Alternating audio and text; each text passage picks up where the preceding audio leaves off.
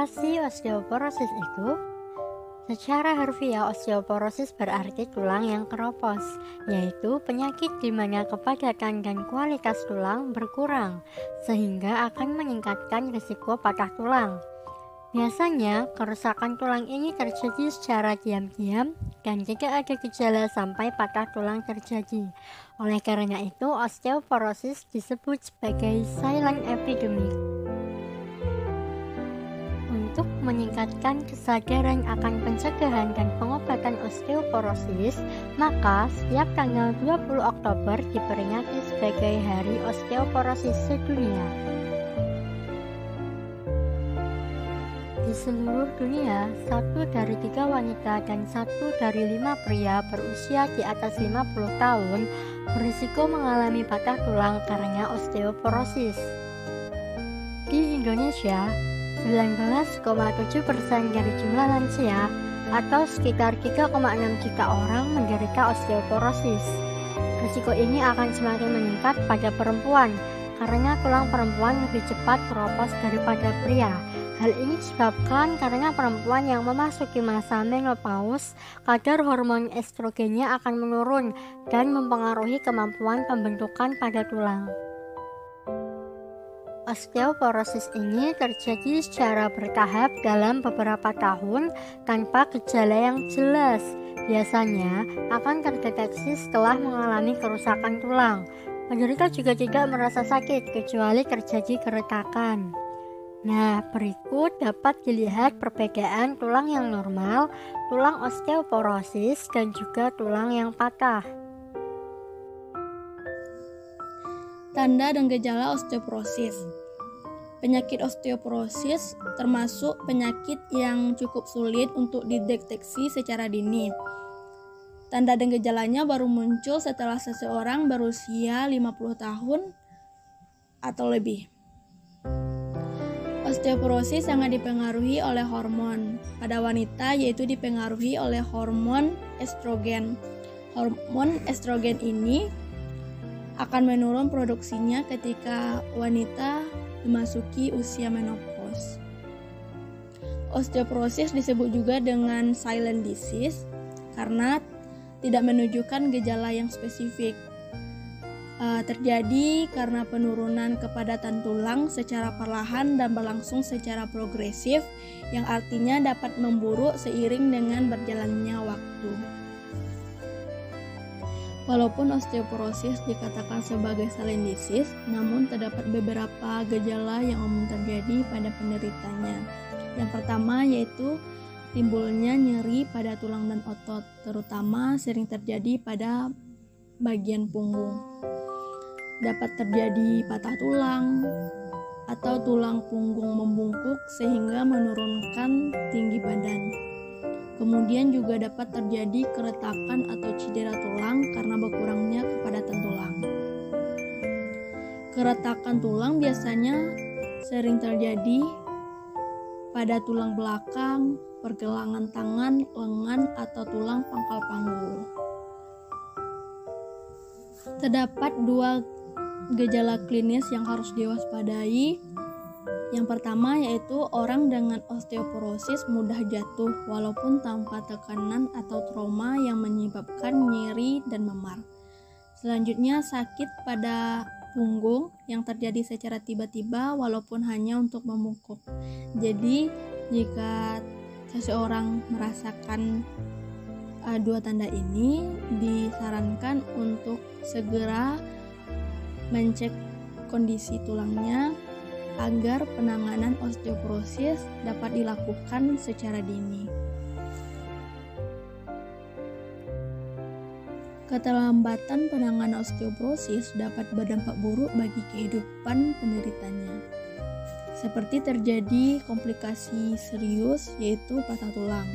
Selanjutnya, keretakan tulang juga dapat terjadi pada tulang belakang, tulang pinggul, dan pergelangan tangan.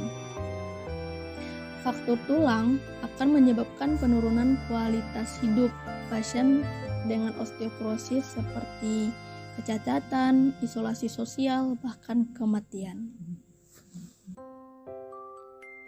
gangguan fungsi sel imun yang diakibatkan oleh mikrobioma usus, kemudian konsumsi asam lemak rantai pendek maupun gangguan barier usus dan penyerapan nutrisi menyebabkan resorpsi tulang yang tidak seimbang dengan pembentukan tulang sehingga dapat menyebabkan terjadinya osteoporosis.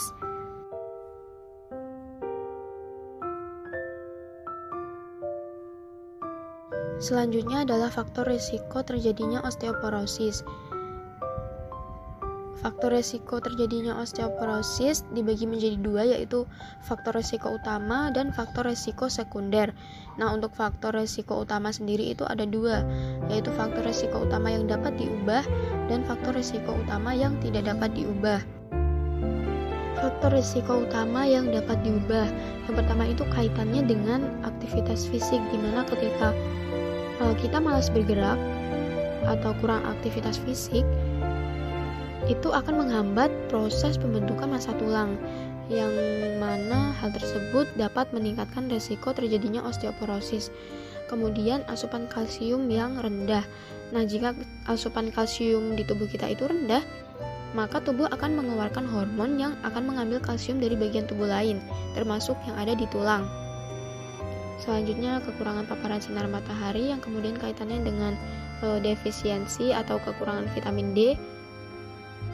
Kemudian kelebihan asupan protein tapi kurang asupan vitamin K, kurang asupan fosfor, rendahnya konsumsi buah dan sayur, sering konsumsi junk food atau fast food, kebiasaan minum soft drink, konsumsi minuman tinggi kafein dan tinggi alkohol, di mana minuman berkafein dan beralkohol itu dapat menimbulkan tulang keropos, rapuh, dan mudah rusak. Kemudian kebiasaan merokok, hormon estrogen rendah yang umumnya dialami perempuan pada usia lanjut, dan juga polusi udara.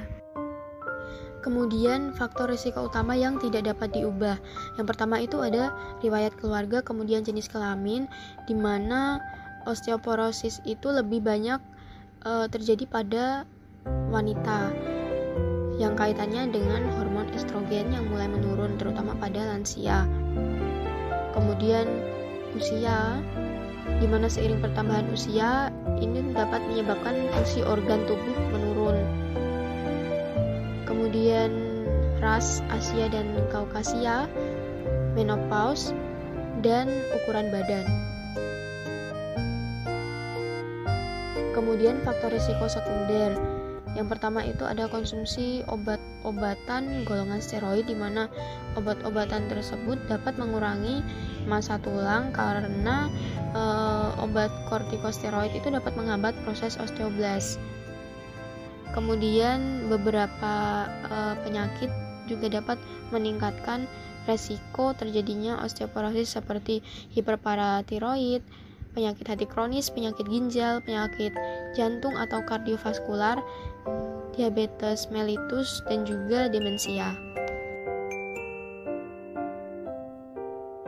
Tulang sama halnya dengan jaringan lain merupakan jaringan yang hidup dan terus tumbuh serta mengalami metabolismenya sendiri. Salah satu tulang sendiri itu menjadi peranan utama dalam setiap metabolisme tulang dan dibagi menjadi 3 jenis, yaitu yang pertama ada osteosit. Ini berperan sebagai penghubung antara sel dengan kanalikuli yang satu dengan yang lainnya. Sel ini terdapat dalam ruang antara di matriks tulang dan memiliki banyak saluran cabang. Yang kedua ada osteoblast. Sel ini merupakan sel induk tulang yang berfungsi untuk menyintesis bahan organik serta menjadikan bentuk osteosit kanalikuli di sekeliling tonjolan.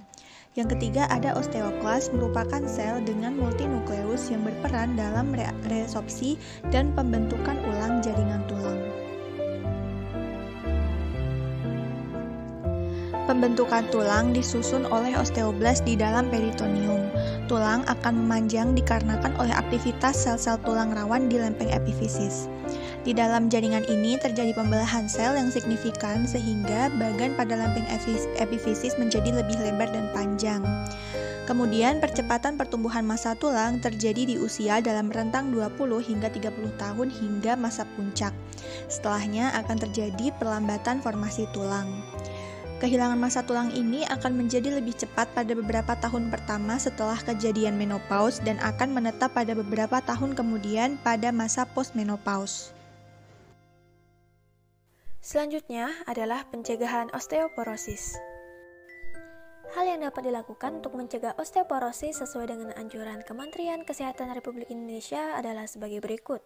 Yang pertama, konsumsi makanan bergizi dan kaya kandungan kalsium sebagai salah satu zat pembentuk tulang.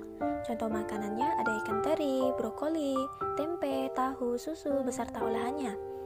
Kedua, beraktivitas dan latihan fisik secara rutin dan teratur dengan menggunakan prinsip pembebanan terhadap tulang dalam bentuk berbanyak jalan.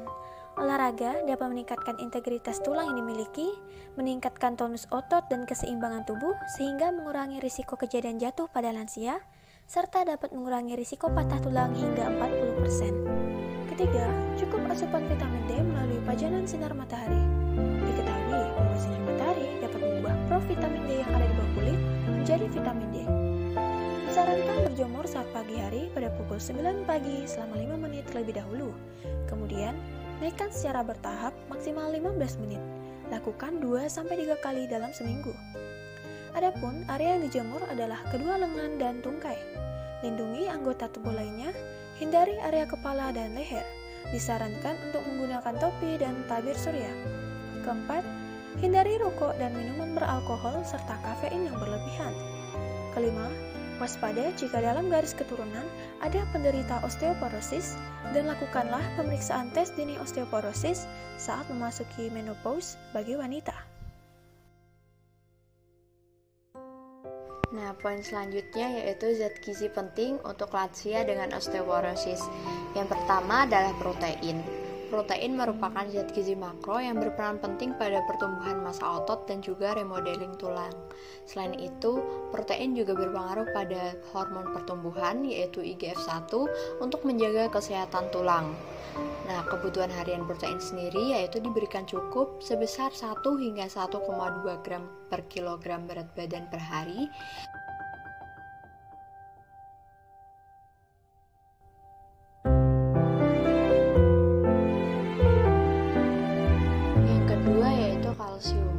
Kalsium merupakan mineral penyusun tulang, sehingga memiliki peran yang sangat penting pada kesehatan dan juga kepadatan tulang.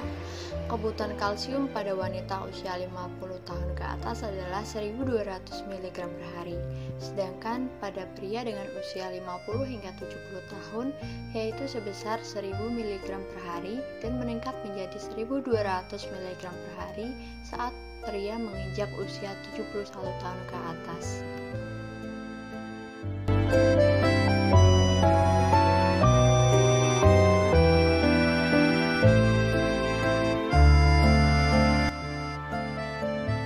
Berikutnya adalah vitamin D. Vitamin D diperlukan tubuh untuk membantu penyerapan kalsium. Dengan demikian, apabila terjadi defisiensi vitamin D, maka akan menurunkan penyerapan kalsium yang pada akhirnya akan meningkatkan risiko terjadinya pengeroposan tulang dan juga osteoporosis.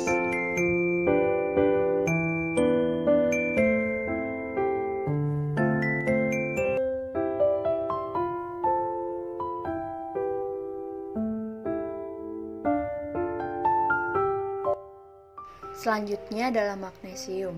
Magnesium memiliki peran dalam metabolisme kalsium dan juga aktivasi vitamin D. Selain itu, magnesium terlibat dalam pertukaran ion kalsium dan kalium yang melintasi membran sel, sehingga penting bagi aktivitas saraf dan juga kontraksi otot. Kebutuhan magnesium sendiri berkisar antara 310 hingga 360 mg per hari untuk wanita dan 400 hingga 420 mg per hari untuk pria.